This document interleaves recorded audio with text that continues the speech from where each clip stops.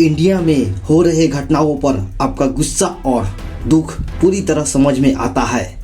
2025 में भारत में हुई कुछ प्रमुख घटनाओं ने हमें झकझोर दिया है। महाकुंभ में भगदड़, दिल्ली रेलवे स्टेशन पर हादसा और अहमदाबाद में एयर इंडिया विमान दुर्घटना।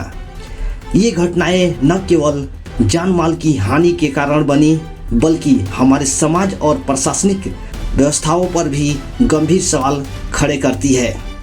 आइए बात करते हैं महाकुंभ 2025 प्रयागराज में मची भगदड़ के बारे में। महाशिवरात्रि के दिन प्रयागराज में महाकुंभ के दौरान लाखों श्रद्धालु स्नान करने पहुंचे थे। भीड़ के अत्यधिक दबाव के कारण कई स्थानों पर भगदड़ की घटनाएं हुई।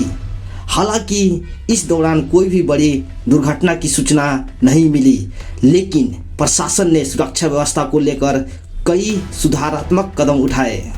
उसके बाद बात करते हैं दिल्ली रेलवे स्टेशन पर भगदड़ के बारे में। 16 फरवरी 2025 की रात नई दिल्ली रेलवे स्टेशन पर भगदड़ मचने से कम 18 लोगों की मौत हो गई और दर्जनों लोग घायल हो गए।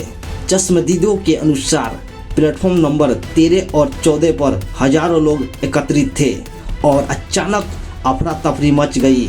रेलवे प्रशासन ने प्रति घंटे 1500 जनरल टिकट बेचे थे, जिससे भीड़ बढ़ गई और स्थिति नियंत्रण से बाहर हो गई। घटना के बाद सुरक्षा व्यवस्था कड़ी कर दी गई है। उसके बाद बात करते हैं एयर इंडिया विमान दुर्घटना अहमदाबाद के बारे में। 12 जून 2025 को अहमदाबाद में एयर इंडिया के बोइंग 787 विमान की दुर्घटना में 278 लोगों की मौत हो गई। विमान के दोनों इंजन उड़ान के कुछ ही समय बाद फेल हो गए थे, जिससे विमान ने आपातकालीन पावर सिस्टम का प्रयोग किया। विमान एक मेडिकल छात्रावास पर गिरा, जिससे 30 से अधिक लोग जमीन पर भी मारे गए। इस दुर्घटना में एकमात्र जीवित बचे यात्री ने विमान से बाहर निकलकर अपनी जान बचाई।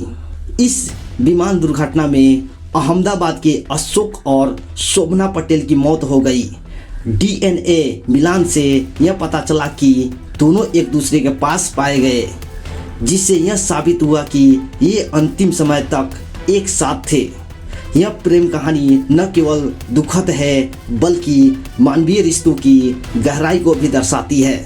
तो दोस्तों, इस घटनाओं ने हमें यह सोचने पर मजबूर किया है कि हमारी व्यवस्थाएं कितनी मजबूत है और हमें किस तरह की सुधार की आवश्यकता है। हमारी संवेदनाएं उन सभी के साथ है जिन्होंने इस हादसे में अपनों को खोया है। समाज और प्रशासन को मिलाकर ऐसी घटनाओं की पुनरावृत्ति रोकने के लिए ठोस कदम उठाना होगा। यदि आप इन घटनाओं के बारे में और जानकारी चाहते हैं तो हमारे चैनल को लाइक और सब्सक्राइब जरूर करें।